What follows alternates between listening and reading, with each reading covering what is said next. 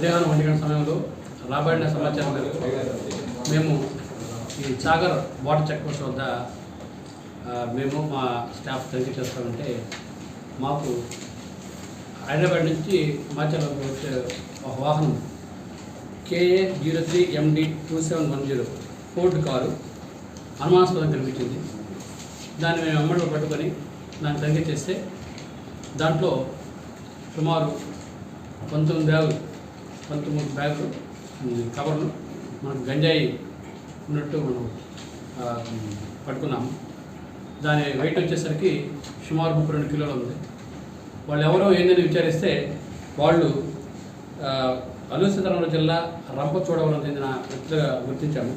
వాళ్ళ పేర్లు మడకం రాంబాబు, అలాగే బొరుగు రాజేశ్వరి, అలాగే చోలంగి చంద్రశేఖర్గా మేము గుర్తించాము.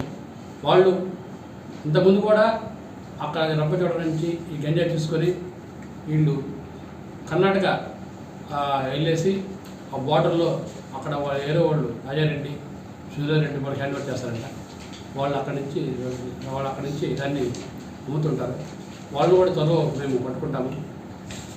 ఈరోజు ఈ గంజాయిని పట్టుకొని వాళ్ళ మీద కేసు కట్టి వాళ్ళ మీద దర్యాప్తు చేసి వాళ్ళని ఈరోజు జ్యుడిషియల్ కస్టడీకి పంపిస్తాం.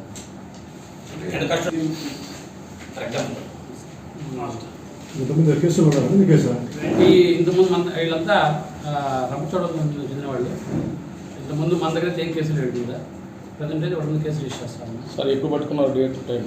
ఈరోజు మధ్యాహ్నం 1 గంట వెహికల్ చెక్ చేస్తామంటే మనకు వాళ్ళు కనపడలేదు. విశాఖపట్నం ప్రాంతం నుంచి వస్తున్నారు సార్.